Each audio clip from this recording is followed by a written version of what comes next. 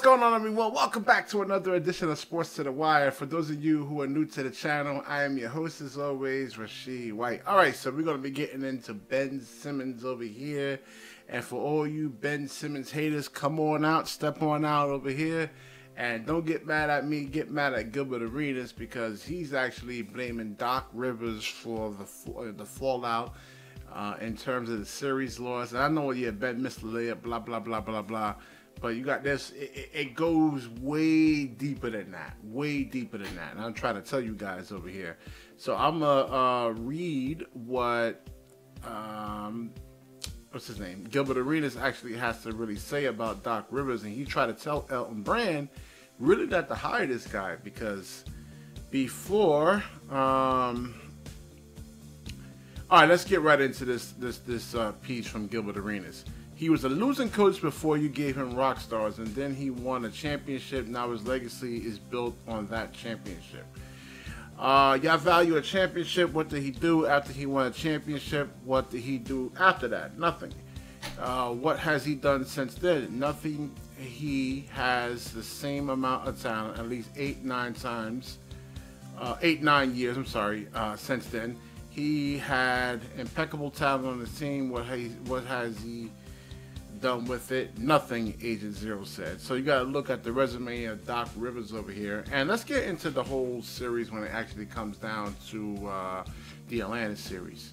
Now, I was saying in a previous video that in that series that maybe Joel Embiid should have actually been benched, because he kept getting on to switch.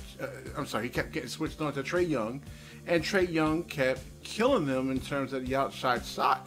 And then what they should have done was actually sit Joel Embiid down, put Ben Simmons at the 5, and then go small. Then that way you can actually switch everything.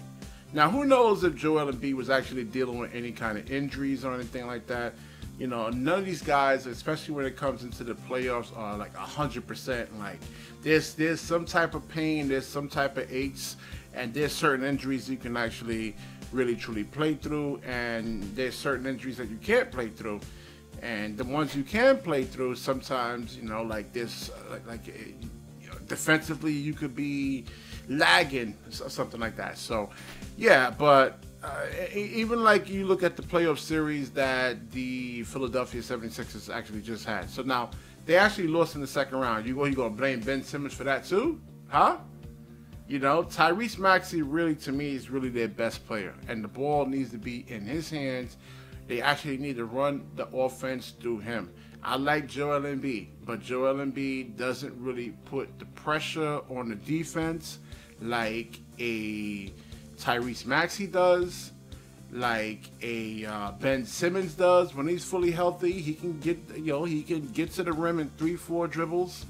I mean, there's other people, like other, talk show hosts that actually saying that, hey, you should actually build the team around Ben Simmons. You know, not Joel Embiid. You know, Joel Embiid actually turns the ball over when you put the ball in his hands. He holds the ball too long. A lot of times he'll, let's say if he gets the ball, let's say 20, 21 feet out, and they close out on him, he doesn't actually put the ball on the floor. He doesn't really attack that closeout or anything like that. So yeah, I like Joel Embiid. I love his game, but like, I don't know, does it really kind of translate for today's NBA? You know, today's NBA, these guys are really seriously athletic. You know, they can get out to that 3-point line. They can close out within 1.2 seconds.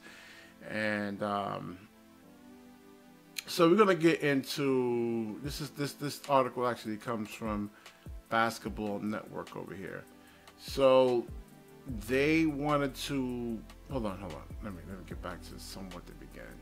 So it says Ben Simmons was supposed to be Joel Embiid's all-star partner in Philly.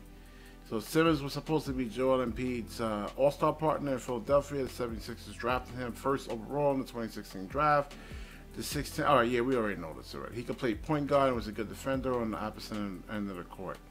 So I don't know what this article is actually really getting into. But yeah, Doc Rivers is actually really truly a lousy coach. He doesn't make adjustments, or he's actually scared to really kind of make the adjustments. Even in this past playoffs over here, They should have really sat James Harden down and put the ball in Tyrese Maxey's hands. Now, what could happen with Tyrese Maxey is that maybe he doesn't really believe in himself like that to be really that guy. You know, more there's a lot of guys, you'll be surprised. They can score, like, you know, Tyrese Maxey can actually give you 20-something points, 30-something points, but you know, they don't have like that MJ switch or anything like that killer instinct to try to take over a game or be that type of guy. They're happy being a secondary guy or playing off of someone. I'm one of those players, as a matter of fact, man. I don't want to be that guy. I'm happy just being second, third fiddle playing basketball. That's just me, you know? And so everybody's actually different. There's only one basketball, but the ball needs to be in Tyrese Maxey's hands. I mean, he can actually really truly break a defense down in 3-4 dribbles. You know, the Joel Embiid actually just kind of plays too slow. The whole idea is to actually try to get your defenders off balance, and Tyrese Maxey does a damn good job of actually doing that right there. You know, so all this blaming Ben Simmons, you know, it's hard, man. It's hard when you're like a 6'11 guy, 6'10, 6'11 guy. You're guarding Trae Young, I mean, who's 5'10. Now, me, I'm 6'1. Or let's say if any of you guys are actually watching, you know, you're 6'1, you're 6'2, and you're like 205 pounds, 210 pounds. Well, go out there and go try to guard like somebody that's 5'5", 5'6", 160 pounds, 150 something pounds, and who knows if they set a lot of screens. They set a lot of screens, and if they're not calling out those picks, screen left, screen right. A lot of teams don't communicate on defense, you know. So and then the way Trae Young was actually initiating fouls, he would initiate contact, and he would actually get the foul call. So that's something that Ben Simmons actually had to be cognizant of. And also he had to run the offense, man. And you're talking about a player back then, I mean, who was 3 years in. That these guys don't really come in fully developed, man. I keep trying to tell you guys over there. Even Michael Jordan, you know, was getting bounced out the first round, and he actually had to bulk up, you know, to really kind of get past the Detroit Pistons, you know. And everybody, you know, it's not going to just, for some players, it doesn't happen like that. They have to go through experiences.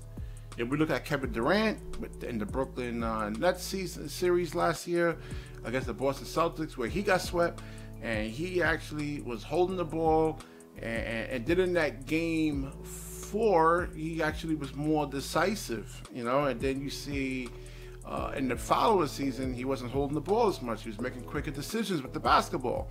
So everybody actually has to go through their own personal experiences when it actually comes to playing basketball, man. And then it also actually takes time. Yeah, I want Ben Simmons to actually shoot, but listen, it takes time, man. It really, truly does.